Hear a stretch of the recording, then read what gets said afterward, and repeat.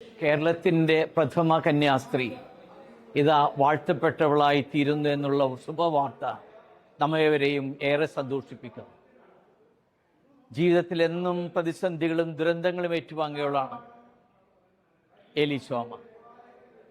വളരെ ചെറുപ്രായത്തിൽ അന്നത്തെ നാട്ടുനടപ്പനുസരിച്ച് വിവാഹം. ഒരു കുഞ്ഞു ജനിക്കുന്നു. കൂനമ്മാവിൽ വെച്ച് ഭർത്താവ് അകാലത്തിൽ സ്വർഗസന്നിധിയിലേക്ക് യാത്രയാകുന്നു.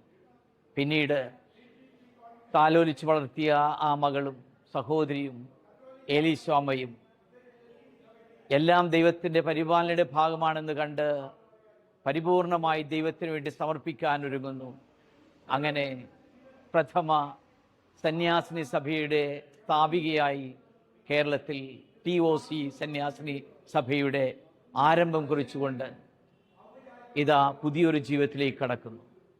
തൻ്റെ സ്നേഹസമർപ്പണം, സർവസംഘപരിത്യാഗിയായിട്ടുള്ള ജീവിതം, അത് നമുക്കിന്ന് മാതൃകയാണ്, പ്രചോദനമാണ്.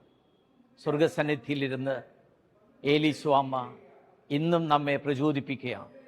താൻ ജീവിച്ചിരുന്ന കാലയളവിൽ പ്രത്യേകിച്ച് സ്ത്രീകളുടെ വിദ്യാഭ്യാസം, അവരുടെ തൊഴിൽ പരിശീലനം, അങ്ങനെ ആധ്യാത്മിക രംഗം മാത്രമല്ല, സമൂഹത്തിലെ ജനങ്ങളുടെ സർവ്വതോന്മുഖമായ വളർച്ച, പുരോഗതി, അതാണ് ഏലീശോമ്മ ഉറപ്പുവരുത്തിയത്.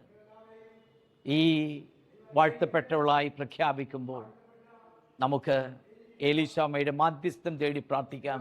ഞങ്ങളുടെയും ജീവിതം മറ്റുള്ളവർക്ക് വേണ്ടി സമർപ്പിതമാകാൻ, അങ്ങനെ ഞങ്ങളുടെയും ജീവിതം ഈ മണ്ണിൽ പൂത്തുലയാൻ കൃപയേകണമേ.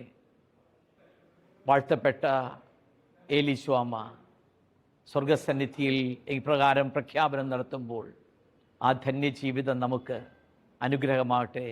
ദൈവം അനുഗ്രഹിക്കട്ടെ.